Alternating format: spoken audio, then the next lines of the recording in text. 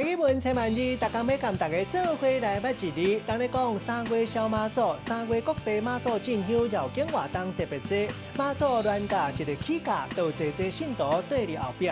今仔日要甲大家小解，这一日咱做伙来看到，这日就是驾，过阿驾第三条。古早台语字典解说驾就是马白车，卖当讲是坐车骑马行的意思。像较早讲驾车，就是咱即马讲的赛车、开车。